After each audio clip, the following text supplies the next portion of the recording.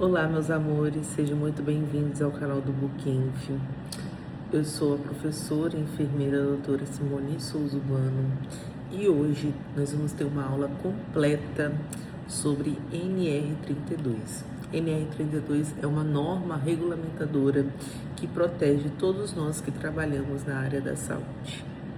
Se você é técnico, cuidador, enfermeiro, estudante de técnicos de enfermagem, acadêmico de enfermagem, se você trabalha em qualquer serviço de saúde, hospital, UPA, clínica, casa de repouso, home care, essa aula é direcionada para você.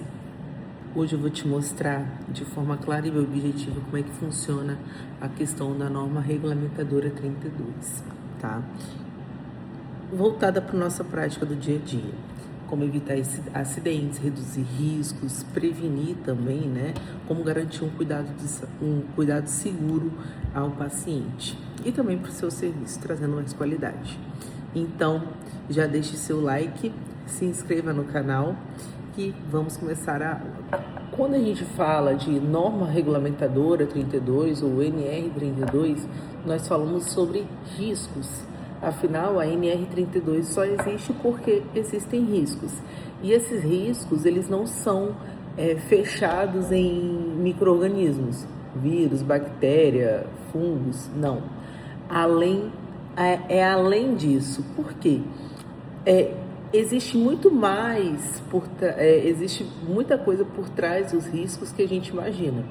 Então, os riscos eles podem ser inúmeros dentro de um ambiente de saúde. Nós temos os riscos biológicos, que são os mais frequentes, né? Também os mais perigosos, porque são relacionados aos micro-organismos.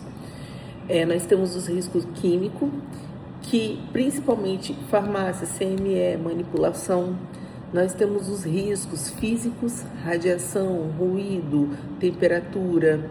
Nós temos os riscos ergonômicos, tudo que fala sobre ergonômico, a gente vai falar de postural, postura, esforço físico, movimentação de paciente, peso e os riscos de acidente em si, como queda, corte, superfície molhada e por aí vai.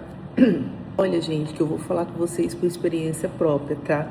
A maioria dos riscos acontece quando a gente deixa o nosso hábito ser automático. Quando a gente liga o automático para tudo, ou deixa nosso movimento, nossa condução de forma automática. A NR32, ela vem para mudar essa cultura de que, eu sempre fiz assim. Por exemplo, você pega pessoas que vão fazer uma punção, aí destampa, né, o tampão do dedo, da luva, para poder sentir melhor a veia. Existem inúmeros riscos nessa atitude. É uma atitude até imprudente. Então, a NR32 ela vem para mudar isso e também criar essa consciência no profissional de saúde. Gente, como é que a NR32 ela vai proteger a gente? Nós temos alguns tipos de proteção. Vamos começar falando dos EPCs e EPIs. EPC é equipamentos de proteção coletiva, ou seja, ela vai trazer uma proteção para toda a coletividade, aqueles que trabalham naquele setor, naquele ambiente, enfim.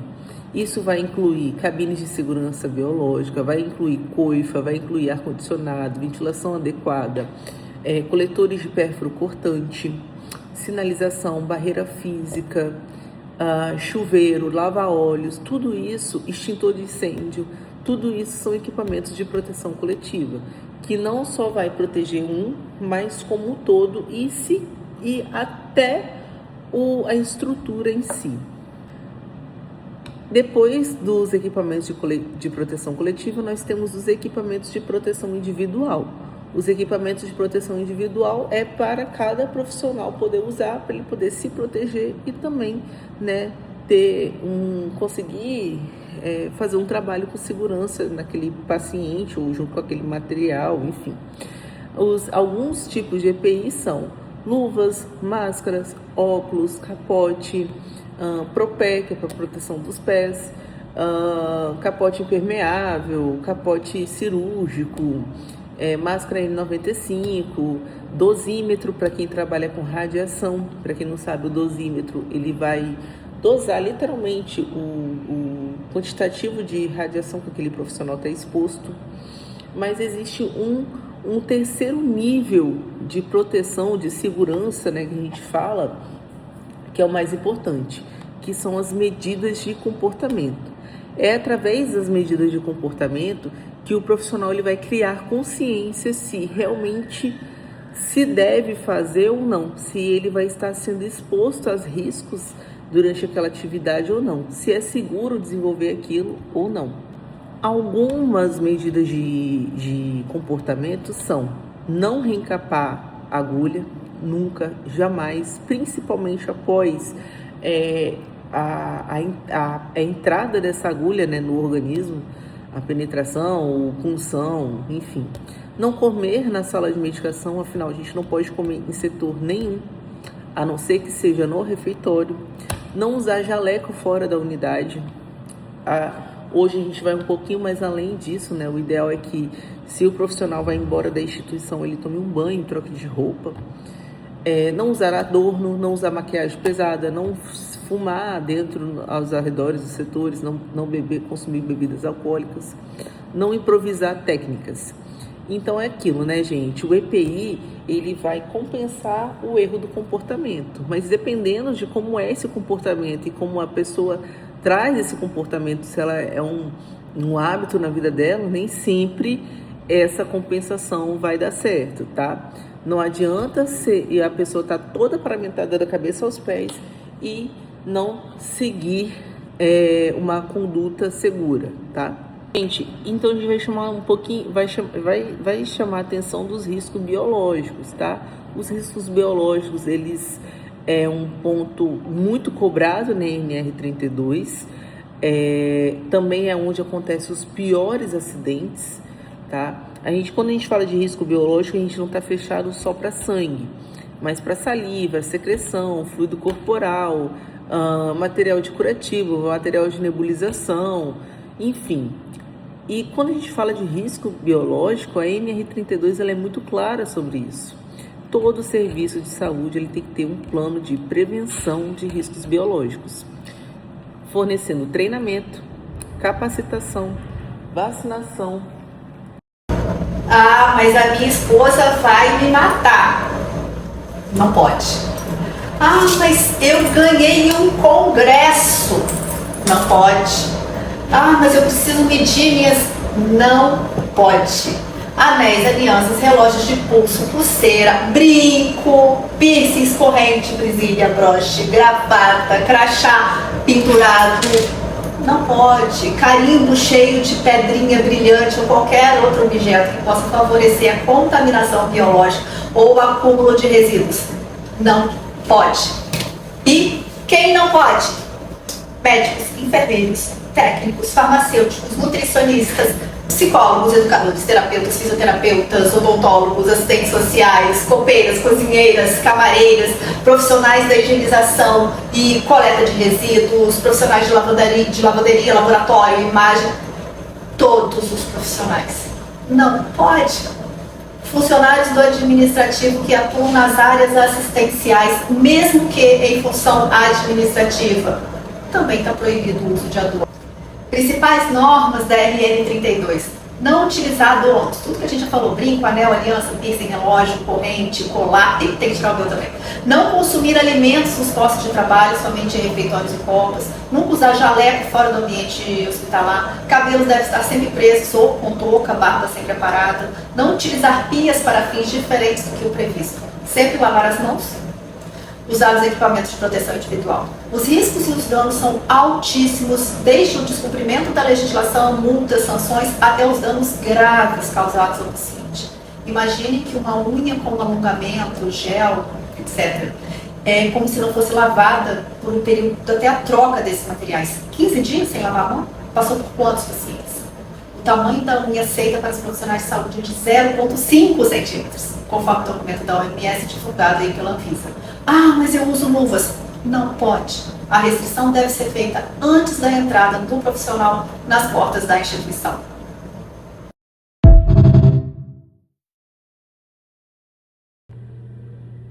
Bom, quando nós falamos sobre risco biológico, nós também temos que puxar esse leque, esse link, né, para a imunização ocupacional. O que é a imunização ocupacional? É o ato de se vacinar o profissional dentro da empresa, garantindo vacinas essenciais. A responsabilidade disso é da própria empresa, tá? Do empregador. E aí o empregador ele deve garantir vacinas essenciais contra tétano, difteria e hepatite B. Tudo isso gratuitamente. Inclusive, se eu tenho a adição de novas vacinas ou eu tenho outras vacinas aí que são eficazes para esses trabalhadores, eles também devem ser fornecidos de forma gratuita. Sempre obedecendo às recomendações do Ministério da Saúde e, como previsto pela NR7, todo esse registro dessa vacinação deve ser, todo registro deve ser registrado no prontuário clínico do trabalhador. Em uma outra aula, eu vou falar um pouquinho para vocês sobre a questão de hepatite, né? Hepatite A, B, C, D, sobre a questão de outras doenças ocupacionais, ok? Tuberculose, HIV. Tem uma pessoinha aqui comigo, fala oi pros alunos. Oi, pessoal! Vale lembrar que a NR32 ela não é aplicável a serviço de saúde animal, ok, galera? Mais uma vez frisando isso daí. Aqui são alguns exemplos do que a NR32 preconiza. Cabelo preso, tá vendo a máscara como é que tá? Bem vedada, tá? No rosto. Maquiagem, nunca maquiagem pesada, sempre uma coisa mais leve. Perfume, não é recomendável o uso de perfumes fortes, tá? Fragrâncias muito fortes. Adornos, totalmente proibido, inclusive aliança. Unhas de gel são lindas, porém, todavia, não se pode, é proibido de jeito nenhum, isso é risco, tá? De lesão tecidual no paciente. Uniforme, lembrando que é proibido, né, o uso do uniforme fora do ambiente hospitalar, jaleco inclusive. Presença de lesão também, não se deve trabalhar com nenhum tipo de lesão, principalmente lesão cutânea. Totalmente proibido fumar. Proibido comer em áreas sem ser o refeitório. O refeitório é o local mais adequado para a gente poder comer. E bebida alcoólica precisa nem falar, né, galera? Proibido. Essas são alguma das coisas que a NR32 ela vai cobrar em relação ao profissional de vestimenta, né, sobre refeição, vestimenta, uso de adorno, enfim. Também, quando a gente fala sobre o risco biológico, a gente deve chamar a atenção para o material pérfuro-cortante. Por quê? Se existe um vilão dentro da área da saúde, dentro do serviço de saúde, ele se chama material pérfuro-cortante. Mais de 70% dos acidentes envolvem o material pérfuro-cortante, tá? Seja agulha, lanceta, lâmina, catéter. E a NR32 ela é muito clara em relação a isso. Principalmente, todo mundo já sabe qual que é o primeiro, né? Nunca reencapar uma agulha. Nunca, nunca, nunca, nunca, jamais reencape uma agulha. Outro ponto, nunca, jamais, em hipótese nenhuma, a gente coloca a nossa mão dentro da caixa pérfuro-cortante. Jamais. O uso de EPI é obrigatório, tá? Mas nunca vai substituir a técnica segura. É importante a gente ficar atentos que o serviço de saúde deve fornecer a caixa coletora de pérfuro-cortante, ok? E assim, galera, o que a gente tem que entender? O problema não é a agulha em si, é o profissional que está manejando ela. Então, quando a gente tem clareza, quando a gente entende o que a gente está manipulando ali, a gente consegue nos prevenir de riscos, tá? E de acidentes também. Então, às vezes é agulha, é rotina corrida, é profissional que está meio sobrecarregado, é o improviso por conta de material ali no momento. Então, assim, quando a gente começa a improvisar, quando a gente começa a acumular, ficar sobrecarregado, é aí que a biossegurança ela desaba. Então, é importante a gente ser muito claro quanto a isso, porque afinal quem está em risco somos nós e a gente é quando a gente menos espera que o acidente acontece. A gente fala de risco químico, nós vamos estar falando sobre medicações, desinfetantes, produtos químicos, gases, né? Que também, se a gente não sabe manipular, pode ser tóxico e ser prejudicial para a gente, acabar prejudicando a nossa saúde. Esse aí é o segundo grande risco que a NR32 vai preconizar algumas coisas para a gente poder trabalhar e manipular com segurança. Todo produto químico deve ter a ficha de informação de segurança. Isso é primordial, isso é vital. E todo trabalhador ele tem o direito de saber o que ele está manipulando ali naquele momento, tá? E existe alguns tipos de produtos que precisam de uma ventilação adequada, uma ventilação específica, como o glutaraldeído, o hipoclorito e alguns anestésicos. Então, assim, é fundamental, o trabalhador nunca deve manipular aquilo que ele não sabe o risco, é perigoso, tá? Então, se você não sabe, o que a gente faz? Pergunta. A gente pergunta para poder evitar erros e também a gente poder se proteger e ter uma certa noção do que a gente está manipulando ali, tá? Isso a gente tem que entender que quando a gente pergunta alguma coisa, a gente não é burro, isso não é falta de conhecimento, muito pelo contrário.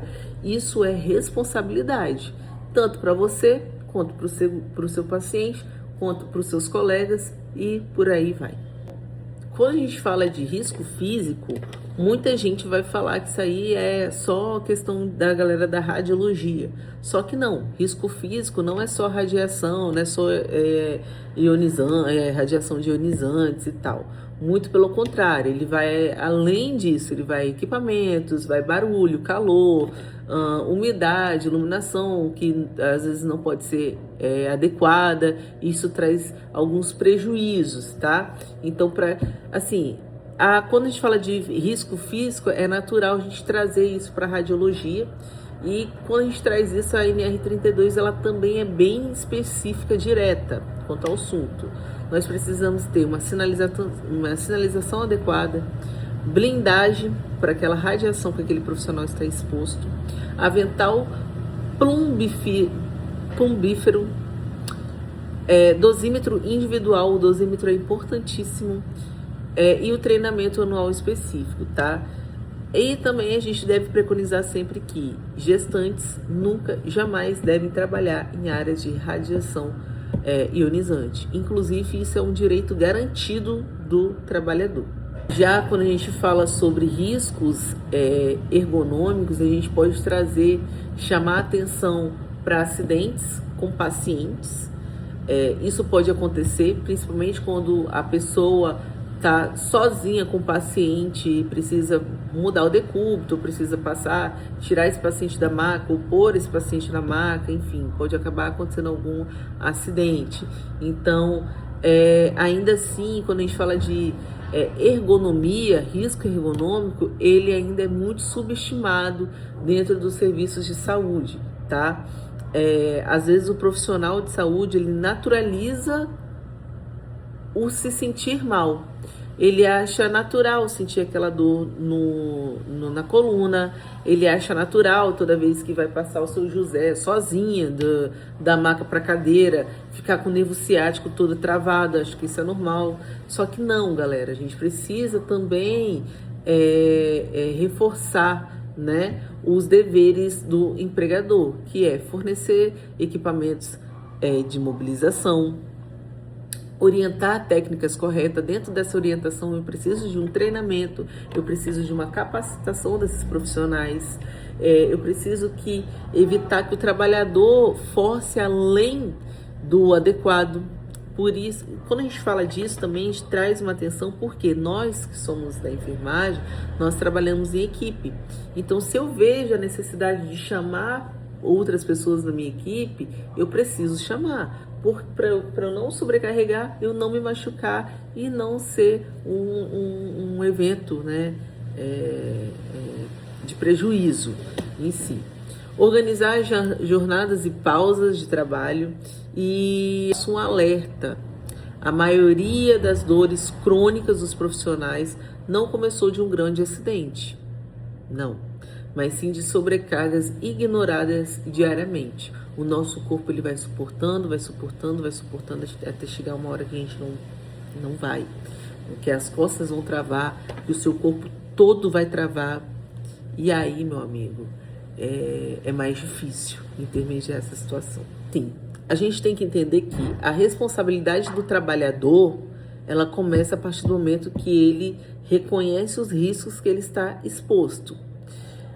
Ignorar isso também é descumprimento de norma, é uma negligência que você está fazendo com você mesmo. Então, sobre os EPIs, a gente está diretamente ligado, galera. Todos os tipos de risco estão diretamente ligados a EPI, EPC e também os nossos padrões de comportamento dentro do nosso trabalho, tá? O empresário, né, a instituição, ela tem um dever de nos fornecer material adequado, EPI, só que o trabalhador ele tem que entender que EPI ele não é brinde, não é para deixar guardado, é para usar. E usar por um único objetivo, nos prevenir e nos proteger em caso de acidente, tá? Mas ainda assim, né, o empregador ele deve fornecer o treinamento, mas o trabalhador ele deve também se importar com esse treinamento que ele está recebendo, para isso ser realmente eficaz, tá? E o EPI ele deve ser substituído assim sempre que apresentar defeito ou não estiver em mais condições de uso, mas salve algumas questões. Por exemplo, isso é um exemplo assim, pessoal, que eu vi acontecer. Época de Covid, lá na UTI, todo mundo recebia máscara N95, né? E o que a gente fala sobre a NR32? Que não pode máscara muito pesada. A máscara N95, você pode fazer a troca dela a cada 15 dias, desde que ela esteja em boas condições. As meninas, algumas, estavam fazendo a troca dessa máscara em 14 dias, 15 dias não, em 7 dias, 5 dias. Por quê? Porque a base deixava aquela máscara insalubre de usar. Isso, por hora, não pode. O empregador fez o direito, fez o dever dele, que é entregar o material em bom equipamento. Mas nós, trabalhadores, o nosso dever é manter esse material em bom estado até que se troque ele, né? Até que se seja necessário trocar. Mas ficar trocando em pouco tempo de uso, ficar estragando, né? Forçando com que isso aconteça através de comportamentos que não são adequados para aquele setor, como o uso de máscara muito pesada e tal, isso pode acabar trazendo algum tipo de prejuízo, tanto para o empregador, tanto para o trabalhador, ok? A NR32, ela também vai exigir que se tenha uma gestão dos resíduos de saúde, com um plano de gerenciamento de resíduo. Isso vai proteger o trabalhador, vai proteger o meio ambiente, vai evitar acidentes, tá? Principalmente acidentes na coleta, no transporte e no descarte. Os resíduos de saúde nunca podem ser misturados com lixo comum, até porque pode ter, nós temos aí risco de perfuração, risco de contaminação, fora que pode contaminar o nosso lençol freático. Então tem todo um preparo, né, com esse resíduo, tá? A gente tem que ter sempre consciência que se um erra, todos correm risco.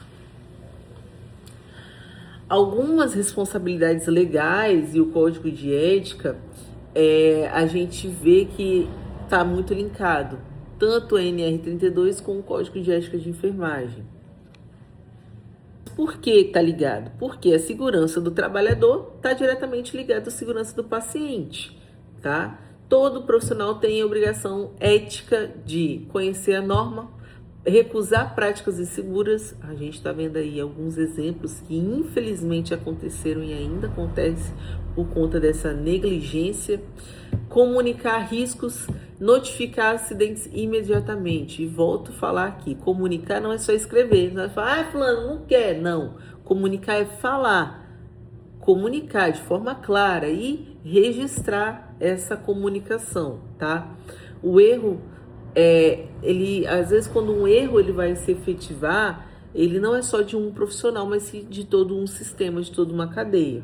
Mas quando o profissional ele vê esse erro e se cala, aí ele vira parte do problema também. Gente, então é isso. Eu espero que essa aula tenha aberto os olhos de vocês sobre a importância da NR32 na prática. A norma ela não existe para complicar o trabalhador, muito pelo contrário, é para proteger ele e também salvar vidas, ok? Inclusive a sua e dos familiares com quem você convive.